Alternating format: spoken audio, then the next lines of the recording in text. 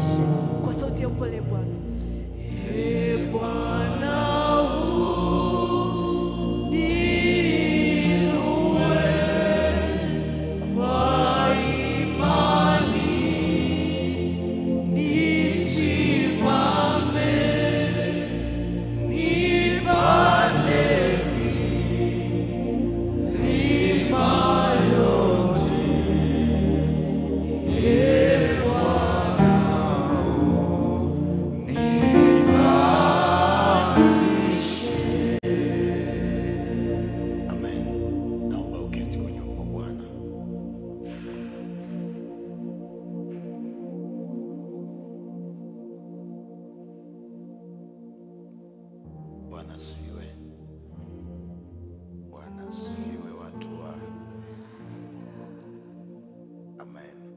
Andika kitabu cha Esther. Andika kitabu cha Esther sura ya 4.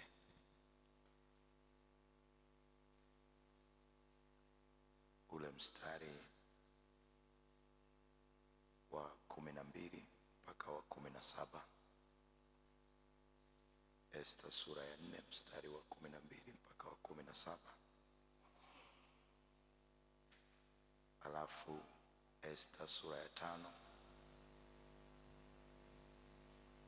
mstari wa kwanza mpaka ule mstari wa 3. Esther sura ya 5 mstari wa kwanza mpaka ule mstari wa 3. Andiko yanasema, kama na Biblia fungua tusome pamoja. Kama na Biblia fungua tusome pamoja.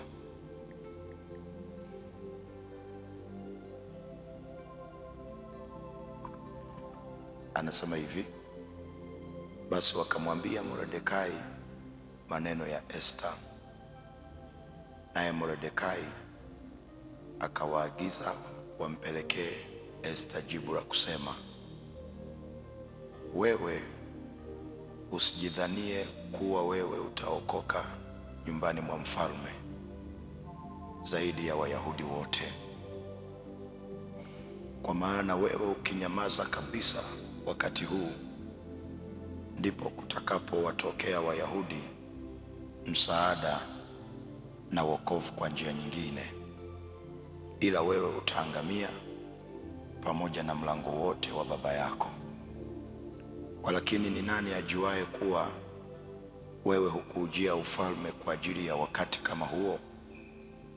Basi Esther akawatuma ili wamjibu Mordekai, uende ukawakusanya Wayahudi wote waliopo hapa Shushani, mkafunge kwa ajili yangu, msile wala kunywa muda wa siku 3, usiku wala mchana. Nami na wajakazi wangu tutafunga vile vile. Kisha, emsema kwa sauti pamoja nami, kisha nitaingia kwa mfalme.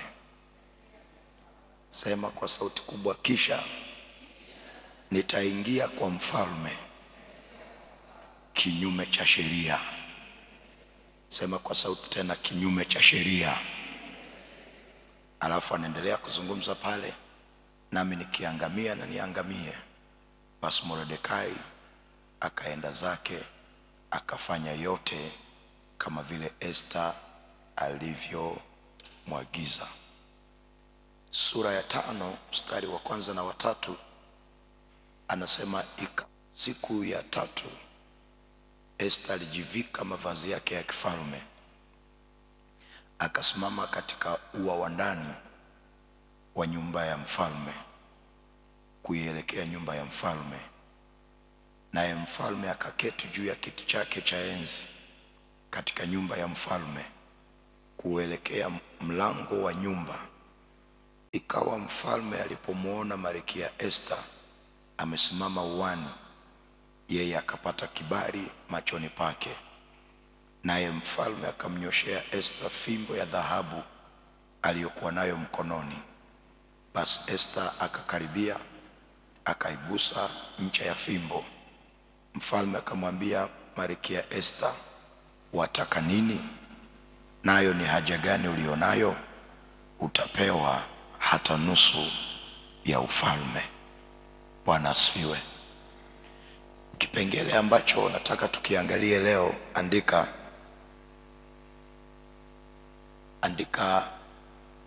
kama usipoomba,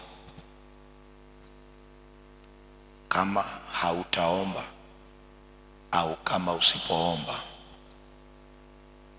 kawaida ya kwenu inaweza ikakuchelewesha au ikakukwamisha kimaisha.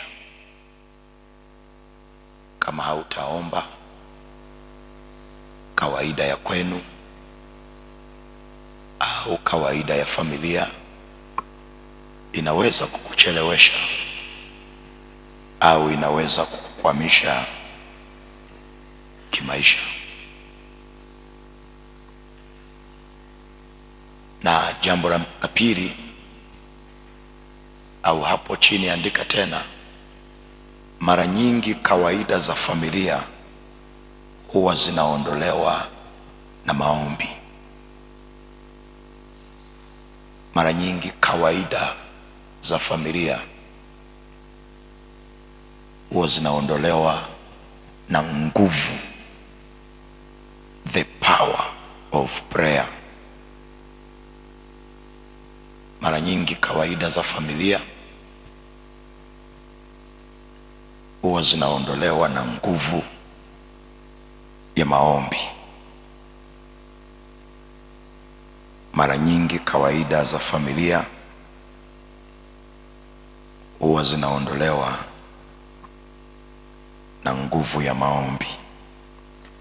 Na kabla sijakuelezea, nikupe tena mistari mingine itatusaidia. Andika Wafalme wa Pili, Wafalme wa Pili sura ya 17. Wafalme wa Pili sura ya 17 mstari wa 24 mpaka wa 27. Wafalme wa Pili sura ya 17 mstari wa 24 mpaka wa 27. Anasema hivi: naye mfalme wa Ashuru akaleta watu kutoka Babeli na Kutha na Ahava na Hamath na Seferivaimu, akawaweka katika miji ya Samaria badala ya wana wa Israeli. Wakaumiliki Samaria, wakakaa katika miji yake.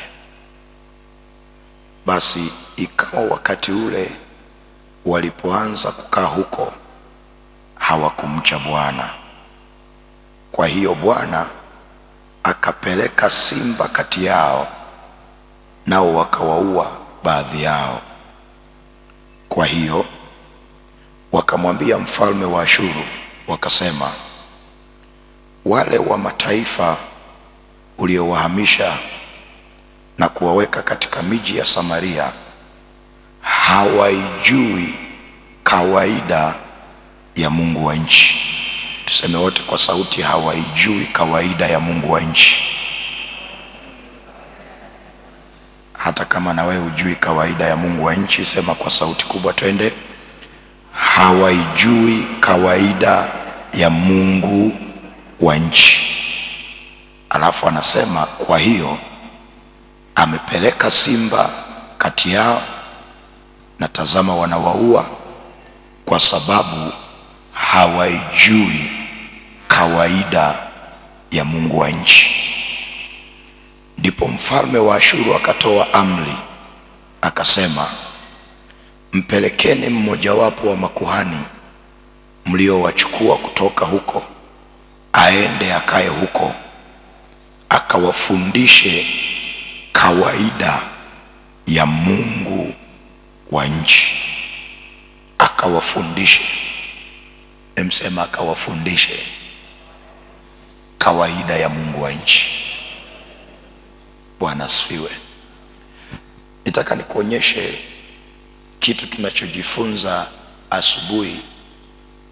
Ni chepesi kusikia, lakini sio chepesi kama ukikutana nacho. Na kabla sijakueleza habari za Esther, nitaka kwanza uone hapa kwamba kuna miji au kuna watu walitolewa kwenye miji ya Ahava, Kutha na miji mingine, wakaletwa Yerusalemu. Walipofika pale, wao wakakaa, wakaendelea na maisha yao. Na Biblia inasema kwa sababu hawakujua kawaida ya Mungu wa nchi, sio shetani, Mungu mwenyewe akatuma simba. Wale simba wakawaua, wakawameza. Na hawa watu waliingia kwenye huu mji, hawakujua kawaida ya Mungu wa nchi. Na kawaida ya Mungu wa nchi, walitakiwa wamtii yeye, walitakiwa wamtumikie Mungu, wawe na hofu ya Mungu. Lakini wao wakaingia kwenye ule mji, wakaishi kama kawaida, bila kujua kwamba kwenye lile eneo kuna Mungu wa nchi, kuna Mungu anatawala pale. Na huyo Mungu ana sheria zake, ana kawaida yake, ana taratibu zake, ambazo ukishaingia tu kwenye ule mji, whether you like or not, you want to survive, unataka kuishi, unataka biashara yako ichanue, unataka maisha yako yachanue, unataka kazini uwe na kibali, ni lazima ukubali kuijua kawaida ya Mungu wa nchi. Na ukishaijua, ujifunze kutii na kuenenda na ile kawaida ya Mungu wa nchi. Na kama usipojua kawaida ya Mungu wa nchi, sio shetani, Mungu mwenyewe atatuma simba, na wale simba watakutafuna. Kwa Biblia sema walitafunwa watu wengi sana. Ndiyo yule mfalme wa Ashuru akapelekewa ripoti, kaambiwa, mkuu, wale watu uliowatoa kwenye zile nchi za Ahava, Kuthi na Ahava, uliowaleta kwenye nchi, anasema simba wamewalalua, hakuna hata mmoja ambaye amebaki hai. Kwa hiyo huyu mfalme akasema, mimi ninaamini bado kuna watu wamebaki, hawajafa wote. Kwa hiyo akaamuru atafutwe kuhani, na huyu kuhani aende akae nao, alipwe mshahara, analipwa posho, amelipiwa nyumba, apewe na gari ya kutembelea, awekewe na vocha. Na kinachompeleka kwenye ule mji ni kuwafundisha watu kawaida ya Mungu wa eneo. Bwana asifiwe. Haleluya. Wale ambao tumewahi kuhama kutoka eneo moja mpaka eneo jingine, au ofisi moja mpaka ofisi nyingine, au umewahi kupanga nyumba moja na kwenda nyumba nyingine, utakuwa unafahamu hili jambo. Kila eneo lina kawaida ya Mungu wake, kila eneo lina Mungu wake. Na unajua shetani, kila kitu unachoona shetani amefanya ni photocopy, ametoa copy ya original ya kitu Mungu alifanya. Kwa mfano, leo tuna makuhani wa madhabahu ya Mungu, na shetani na yeye ana makuhani wake na ana madhabahu zake. Unapoona leo tunatoa sadaka, na shetani na yeye ana kitu cha sadaka kwake. Kwa hiyo kama Mungu kwenye huu mji alikuwa na kawaida yake, na alipoona watu hawaijui na hawajaifuata, akaagiza simba wakawameza, na shetani naye anafanya photocopy. Kwenye kila eneo anaweka territory yake, anaweka mamlaka yake, anaweka na kawaida zake, ambazo ukihamia pale, haijalishi unanena kwa lugha au umeokoka, usipozijua na usipozifuata au ukazivunja na kuziombea, uwe na uhakika utakwama tu. Na maandiko yanasema watu wangu wanaangamizwa kwa kukosa nini? Maarifa.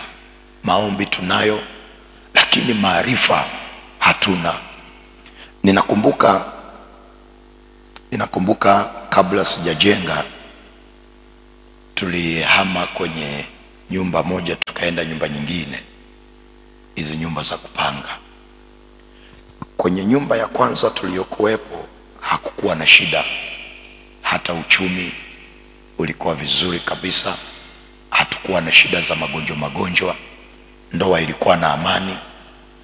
Tulipohamia kwenye nyumba nyingine, kwa jinsi ya kibinadamu ilikuwa ni nyumba nzuri sana, lakini kumbe kwenye ile nyumba kulikuwa na kawaida ya Mungu wa ile eneo, na sisi hatukujua. Sisi tukasema tumeokoka, ni watumishi. Lakini nataka nikwambie, tulipoingia kwenye ile nyumba, tulianza kupita mahali pagumu kiuchumi kuliko maelezo. Mambo yalianza kuvurugika. Ule wepesi na mpenyo tuliokuwa nao kwenye uchumi ukafungwa, tukahaso kweli kweli. Kafika mahali hata kodi ya nyumba ikawa ni changamoto. Kabidi siku moja tukae na mke wangu tukajiuliza, mbona kwenye ile nyumba, mbona hatukupitia hali kama hii? Na sio hivyo tu, tulivyoingia tu kwenye ile nyumba tukaanza magonjwa yasiyoisha. Mara mtoto ameumwa hiki, mara sijui umeumwa hiki, na wakati mwingine hata ukienda kupima wanakuambia hakuna shida. Na kibaya zaidi pia, na ndoa ikaanza kupita kwenye upepo wa mbisho. Haleluya! Ndoa ikaanza kupita kwenye upepo wa nini? Wa mbisho. Wale waliooa na kuolewa wanaelewa. Kwenye nyumba ya kwanza tumeishi vizuri, ndoa ilikuwa ni kama paradiso. Tumeingia kwenye hii nyumba, kuna kaupepo fulani hivi ambapo kameinuka na kalituvuruga kweli kweli. Baadaye ikabidi tuanze kutafuta chanzo, kwa nini hii hali? Ndio Mungu akatufunulia kawaida ya Mungu wa lile eneo. Tukatafuta watu waliohama kabla yetu. Unajua unabanwa, unaanza kufuatilia jambo mpaka utapata tu. Tukatafuta, ile nyumba ilikuwa na miezi 6 haina mtu amekaa, ila tulitafuta aliyehama kabla yetu na tukampata. Na historia inasema yule aliyehama kabla yetu aliacha kodi ya nyumba ya miezi 4. Unaweza ukaelewa, miezi 4 aliacha. Na tulipompata, naongea naye, anaambia, umehamia kwenye hiyo nyumba? Kaambia akaniambia neno jipange. Emsema jipange. Nikashtuka, nikamwambia nijipange? Ambia Kaambia kwa nini? Kaniambia sisi tuliondoka hapo tukaacha kodi ya miezi mingapi? 4. Nikamuuliza nini kilitokea? Wakaanza kunisimulia. Mambo wanayosimulia ndio kama mambo ambayo na mimi nayapitia: uchumi, afya, ndoa. Niliongea na mwanaume na akaniambia, tukiwa kwenye hiyo nyumba ndoa yangu ilivunjika miezi kama 5 hivi. Miezi 5. Mke aliondoka kabisa nyumbani. Lakini wanasema tukikana kutafuta nini kinatugombanisha, wanasema hawaoni. Kwa hiyo baadaye ndo wakakubaliana kwamba inawezekana hii nyumba hii ndio inatuletea matatizo, wakahama. Kwa hiyo Asante Yesu, mimi nilikuwa nimeokoka, nilisema siachi kodi ya nyumba ngo. Haleluya. Nikasema hela zenyewe nazipata kwa shida, siachi kodi ya nyumba. Kwa tukaingia kufunga na kuomba, na tukaanza kushughulika na kawaida iliyoko pale na kupambana na yule mungu wa lile eneo, na ilikuwa sio vita ya kitoto. Na baadaye Mungu alitusaidia. Baada ya yale maombi pakafunguka, maisha yetu yakafunguka, magonjwa yakaisha, na ndoa ikawa na amani. Haleluya. Na tukaishi pale, hatukukimbia wala hatukuacha kodi ya nini, ya nyumba. Haleluya. Sasa andika mambo yafuatayo, mambo kama mawili au matatu. Cha kwanza, andika kila familia ina Mungu wake. Kila familia ina Mungu wake.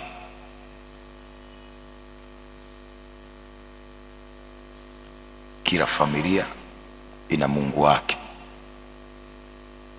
Weka mkato. Andika, kuna uwezekano mkubwa wa Mungu wa familia akawa sio Mungu wako, na Mungu wako akawa sio Mungu wa familia. Kuna uwezekano mkubwa wa Mungu wa familia akawa sio Mungu wako, lakini pia na Mungu wako akawa sio Mungu wa familia. Kila familia ina Mungu wake.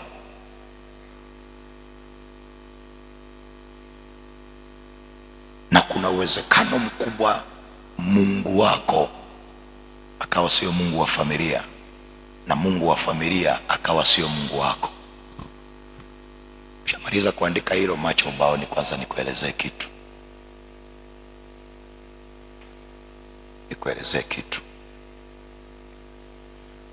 Kuna wale wenzangu na mimi tuko hapa ambao kila mwaka unaishia tu kupanga, mwaka huu Disemba lazima nitaenda nyumbani, mwaka huu lazima nitaenda nyumbani.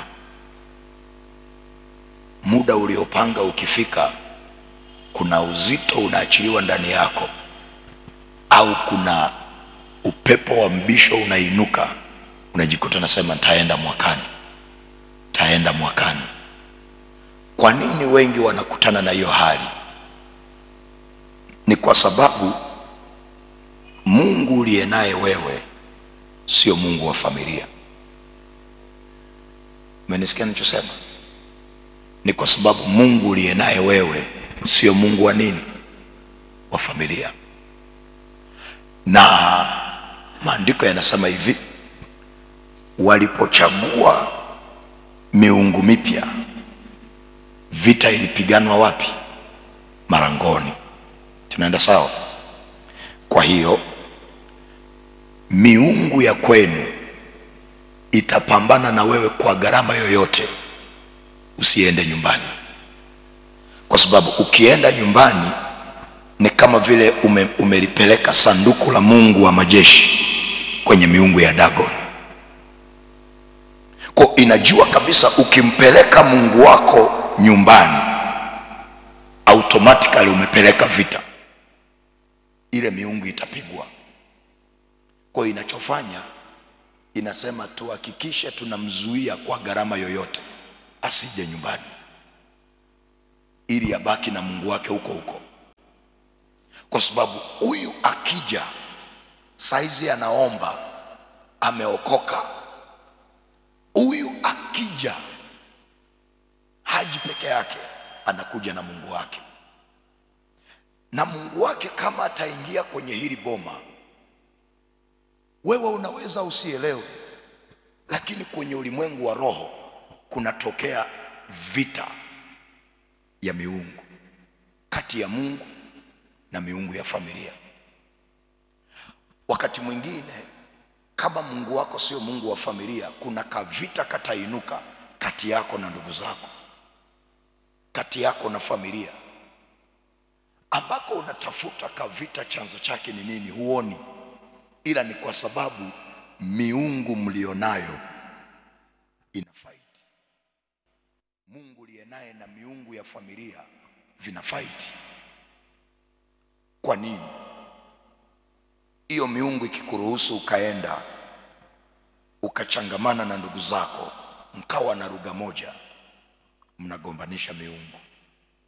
Kuna vita pale kati ya miungu na Mungu, na miungu inaelewa haijawahi kupambana na Mungu ikashinda. Kwa hiyo inajihami mapema, inasema huyu hakikisha. Unashangaa umepanga kwenda kijijini kusalimia, ile wiki utapigwa kiuchumi, au utapigwa ugonjwa, au kuna tukio litainuka, au hata utapewa safari ya kwenda nje, ili mradi tu usirudi wapi? Usirudi nyumbani. Na kuna watu wengi wana struggle kupata hii nafasi ya kurudi kwao. Na hapa tungeuliza hapa, kuna mtu ana miaka 2-3 hajawahi kurudi kwao, na anaona ni kawaida, anaona ni normal. Tukikuuliza wewe mbona urudi? Niko busy, nitakuja. Sio wewe, Mungu wako sio Mungu wa familia.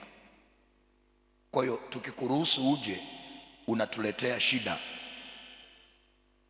unatuletea ugomvi. Kwa bora tupambane, bora miungu ipambane, bakiaga huko tu mjini, ila usirudi nyumbani. Ukirudi umetuletea shida. Bwana asifiwe, haleluya. Jambo la pili, andika kila Mungu ana taratibu zake au ana kawaida zake. Kila Mungu ana kawaida yake. Nimekwambia kila familia ina Mungu wake, na kuna uwezekano Mungu wako akawa sio Mungu wa familia, na Mungu wa familia akawa sio Mungu wako. Na jambo la pili, kila Mungu ana kawaida zake au taratibu zake au sheria zake ambazo usipozifuata, endelea kuandika hapo, ambazo usipozifuata uwe na uhakika huyo Mungu atakushughulikia. Usipozifuata huyo Mungu atakushughulikia tu. Huyo Mungu atakushughulikia. Na ukitaka uelewe hili jambo, nenda kasome Matendo ya Mitume 16. Nenda kasome, andika Matendo ya Mitume 16, nitakuelezea. Alafu wewe nenda kasome Matendo ya Mitume 16 mstari wa 16 mpaka wa 26. Habari za kina Paulo na Sila. Biblia inasema kwenye ratiba yao ya kuhubiri walikuwa wanaenda miji tofauti tofauti. Zamu hii wakaingia kwenye huu mji. Wamefika kwenye huu mji, wakakuta kuna mtu ana pepo la utambuzi, la uaguzi. Alafu Biblia inasema yule mtu aliwapatia bwana zake faida nyingi kwa kuagua. Sasa kina Paulo na Sila, wao wana kauamsho fulani hivi, kaupako, wanavamia na vitu vya watu. Bwana asifiwe. Puga mkono wako namna hii, mwambie jirani, jipange kabla hujavamia vitu vya watu. Kuna mtu anaingia mahali, navunja. Wewe jipange. Kama unafikiri Natania kawaulize Paulo na Sila. Paulo akamtazama akasema, pepo na kuamuru mtoke mtu huyu. Yule pepo akaondoka. Alafu huyu pepo alikuwa ni wa another dimension. Anaweza pia akawafanyia kamchezo na watumishi wa Mungu. Ukisoma ile story utagundua jambo hili, kwamba hata kina Paulo na Sila ili wachukua muda kuelewa ya kwamba huyu ambaye ana pepo la uaguzi sio Mungu, ni mapepo. Alifanya ile kazi kwa muda mrefu, hakuna aliyegundua kwamba sio roho wa Mungu, ni mapepo. Mpaka zamu hii Paulo na Sila, Paulo anafika pale, anamtazama, akasema hii ni fake, hii sio original. Lakini kuna siku nyingi walipita pale, kuna siku nyingi wameenda kuomba pale, na wanamkuta yule mwenye pepo la uaguzi, wanafikiri ni original ya Mungu, kumbe ni fake. Zamu hii Paulo ndo anagundua, sema hii sio original. Akakemea. Biblia sema alipokemea akawa ametangaza vita na watu waliokuwa wananufaika na yule Mungu. Wakawakamata, wakawapiga, wakawavua nguo, wakawapeleka jela. Bwana asifiwe. Kwa nini? Kwa sababu wameingia kwenye lile eneo, kuna Mungu wa eneo ambaye anawasaidia watu waishi, wapate faida. Mungu wa eneo. Na Paulo na Sila walikuwa hawajui kwamba yule ni Mungu wa eneo, ni roho inayotawala eneo na inawapa watu faida nyingi. Yeye akakemea, akawa ametangaza vita katika ulimwengu wa roho. Kwa hiyo ile kwamba haujui kawaida ya Mungu wa eneo haina maana huyo Mungu atakushughulikia. Atakushughulikia tu. Na kwenye stori ya Esther tuliyosoma, nimekwambia kuna kawaida huwa zinaondolewa kwa njia ya maombi. Na kuna watu wengi kwenye maombi, kwa kweli tunahitaji neema ya Kristo. Hata akienda kuomba, Baba nifungulie ule mlango wa biashara, amen. Mwingine hata akienda kulala anasema, Baba kumbuka maombi ya mwalimu aliyotuombea, amen. Usingizi huo, punga mkono unasema, Baba kumbuka maombi ya mtumishi. Punga mkono basi. Sinaona hata jioni unamwambia mtu omba, Baba katika jina la Yesu navunja. Unamwambia kaza naomba, mwingine ndo anapiga na miayo.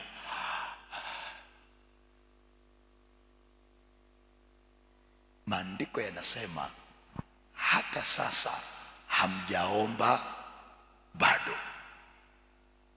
Hata sasa hamjaomba bado. Wayahudi walipotangaziwa kufa kwa sababu ya Hamani, unajua walikuwa na moyo kwamba Esther ni malkia, tuna mtu kwenye system ambaye ni Esther atatusaidia. Na wakamfuata Esther kwamba Esther, yani wewe huoni shida yoyote kwamba tunaangamia, hebu nenda kaongea na mfalme ili tuweze kusaidika. Esther alikuwa ni wale ambao akipita kwenye shida hasimulii kila mtu, kwa sababu ndoa yake ilikuwa imeshavunjika. Alikuwa na mwezi mzima hajaonana na mume wake Ahasuero. Kwa ndugu zake wanaenda ombea Esther, tusaidie tunaangamia, si neno kwako. Esther anasema, mngejua kawaida ya hili eneo imepita kwanza na ndoa yangu, msingeongea hayo. Ndiyo Esther kaelewa kwamba ili niweze kuwasaidia ndugu zangu hawa, lazima kwanza niondoe kawaida ya hili eneo. Ndiyo akatangaza maombi ya mfungo wa siku ngapi? Siku 3. Na yale maombi anasema, msijiombee nyie, niombeeni mimi, ili niweze kupita kinyume cha kawaida. Msema kinyume cha sheria. Andika hapo chini, maombi yana nguvu ya kukusaidia uweze kupita kinyume cha kawaida ya eneo na kawaida ya familia. Maombi yana nguvu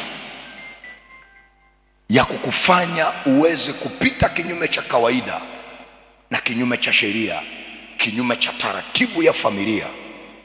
Kesho nitakuonyesha tena, tutaingia ndani kidogo.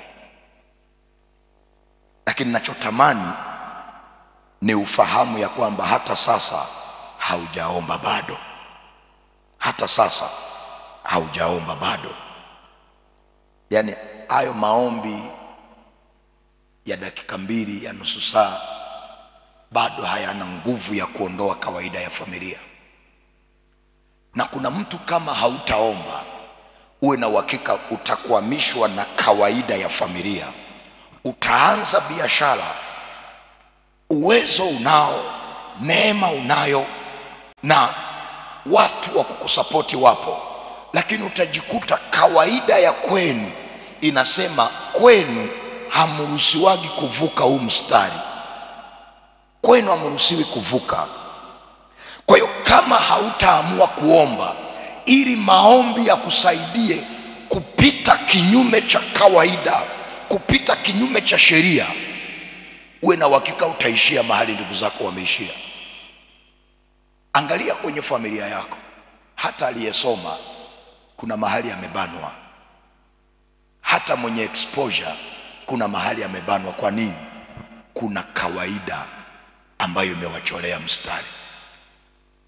Na ndio maana kuna mtu nanisikiliza, Biblia inasema si wenye mbio wanaoshinda kwenye michezo, wala sio wenye hekima wapatao tajiri. Kuna mtu kwa namna unavyojituma ulitakiwa kuwa mbali sana kimaisha. Kwa juhudi za maisha ulizonazo ulitakiwa kuwa level fulani. Lakini walio wengi hapa tungewasimamisha na wakakueleza, ungeshangaa. Kuna mtu vitu vinaharibika, hata we mwenyewe hujui kwa nini vinaharibika, huna maelezo mazuri, lakini ni kwa sababu ya kawaida ya familia, sheria, taratibu za familia. Yule Mungu wa familia anasema fuatilia familia hii, hakikisha hawavuki kwenye hii kawaida, hakikisha hawapiti kwenye milango fulani. Kwa mfano, nafikiri ni nchi ya Kenya, napomaliza tutakutana kesho. Nafikiri ni nchi ya Kenya. Sema Kenya. Sema kwa sauti Kenya. Wale tunaofuatilia vyombo vya habari, nafikiri ni Kenya. Kiongozi wa awamu iliyoisha kule Kenya, rais wa awamu iliyoisha kule Kenya, aliteua mawaziri. Alafu kuna waziri mmoja ameenda kabisa siku ya kuapa, amepewa na kiapo asome, akashindwa kusoma. Nafikiri ni Kenya, si ndio? Waone hata mjaelewa nilichosema. Ni Kenya au ni wapi? Ni Kenya. Ni Kenya. Ameenda pale kabisa mbele ya mheshimiwa. Ambia tuliza pressure, soma tena. Umekufikiri alijisikiaje moyoni? Umekufikiri ndugu zake waliwaza nini? Inawezekana kwao kulikuwa na kawaida kwamba hamruhusiwi kuvuka huu mstari, na kuna watu wanachukulia ni simple. Angalia maisha yako. Yule mtu anaiona neema kabisa pale, ameshaaga kwamba jamani, nikirudi tu narudi na msafara, lakini alirudi na kimbinyiko ya Kenya. Alijua atarudi na msafara, lakini alirudi nyumbani na kimbinyiko ya wapi? Na Kenya pia kuna kimbinyiko. Sema amen. Haleluya. Kwa hiyo Esther alielewa kinachoweza kunivusha hapa ni maombi, na akatangaza maombi ya siku ngapi? Siku 3. Na mimi nakuombea Mungu akupe neema ya kupita kinyume cha kawaida ya familia. Hata amina usemi, ukainuke kinyume cha kawaida ya familia. Biashara yako ichanue kinyume cha kawaida ya familia. Sema amina. Nyosha mkono wako juu, sema Bwana Yesu. Sema kwa sauti, Bwana Yesu, napokea neema ya kupita na kuvuka kinyume cha kawaida, kinyume cha taratibu za familia. Na kama hakuna mtu aliyewahi kupita, aliyewahi kuvuka, mimi nitakuwa wa kwanza na uzao wangu. Kuanzia leo, simba waliotumwa kunimeza na kawaida ya familia, leo ninavunja. Simba hawatanimeza, hawatameza biashara yangu, hawatameza uchumi wangu, hawatameza chochote katika jina la Yesu. Sema amen. Pigie Yesu makofi mazuri.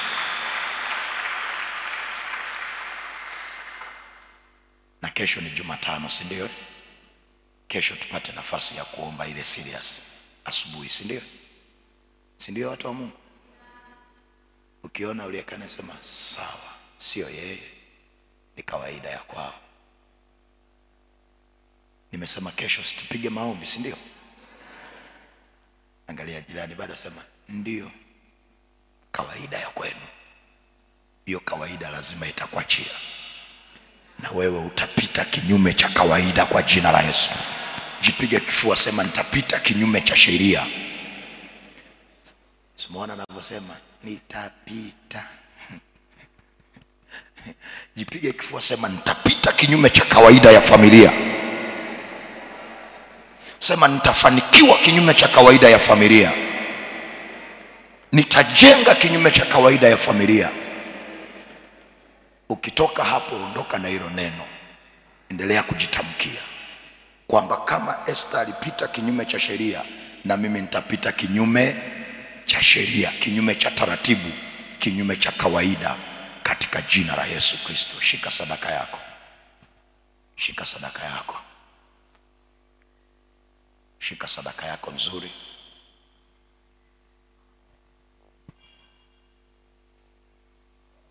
Nyanyua sadaka yako kwa Bwana. Baba, ninakushukuru. Asante kwa ajili ya sadaka na dhabihu ambayo tumeibeba mikononi mwetu asubuhi ya leo. Naomba uitakabari, naomba uibariki, na wabariki na watoto wako hawa. Nami nimewaombea katika jina la Mungu Baba na Mwana na Roho Mtakatifu, na watu wote tuseme amen.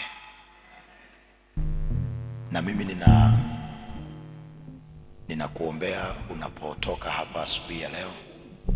Maandiko yanasema sasa Bwana amenifanyia amani, na sasa hakuna tukio baya. Mungu wa Israeli akakufanyia amani kila upande, na kusiwe na matukio mabaya tena kwenye maisha yako. Na tunafahamu tuko kwenye miezi ya mwisho wa mwaka, kuna matukio mengi yanainuka. Wewe Bwana atakusaidia, atakupa amani kila upande, na ninakataa hakuna matukio mabaya yatakayoinuka kwenye familia yako, yatakayoinuka kwenye ndoa yako, yatakayoinuka kwenye biashara yako. Na wewe utasimama na kusema sasa Bwana amenifanyia amani kila upande, na sasa hakuna tukio baya. Nimekataa tukio baya kwenye maisha yako, na mwisho wa mwaka huu matukio mabaya hayatakupata wewe, wala hayatawapata watoto wako, wala hayatawapata na wote ambao unahusiana nao. Katika jina Yesu, wote wanaokaa katika nyumba yako, matukio mabaya hayatawapata. Na Bwana atakulinda wewe, na mabaya hayatakupata.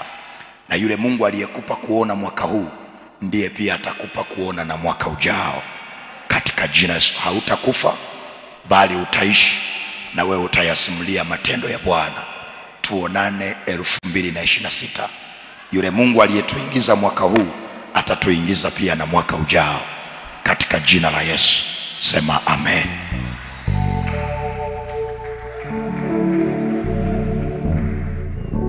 Amen. Simama pale ulipo. Mungu mtakatifu, asante kwa ajili ya asubuhi ya leo. Asante kwa ajili ya neno lako. Tunakuomba uwe pamoja nasi tunapokwenda katika maeneo mbalimbali katika kazi na kila jambo ambalo Bwana umetukusudia tulifanye siku ya leo. Tunakuomba ukatuongoze, ukatuelekeze, ukaziongoze hatua zetu, uovu usitumiliki, katika jina la Yesu Kristo. Na ukapokee shukrani na sadaka na dhabihu ambazo tunakutolea zikakuzalie matunda. Tunaomba kwa ajili ya semina jioni. Endelea Bwana kuachilia neema yako na neno lako, na watu wako wakafunguliwe kutoka kila upande, katika jina la Mungu Baba na la Mwana na la Roho Mtakatifu. Amen. Pokea baraka za Bwana. Bwana Mungu akubarikie na kukulinda, akuangazie nuru za uso wake na kufadhili, akuinulie uso wake akupe amani yake, kwa jina la Baba na la Mwana na la Roho Mtakatifu. Amen. Mungu akubariki, uwe na siku njema. Karibu jioni saa 11 tunaanza uimbaji. Karibu kwa ajili ya sadaka. Ukitoa sadaka unaweza kwenda kwa amani kazini kwako.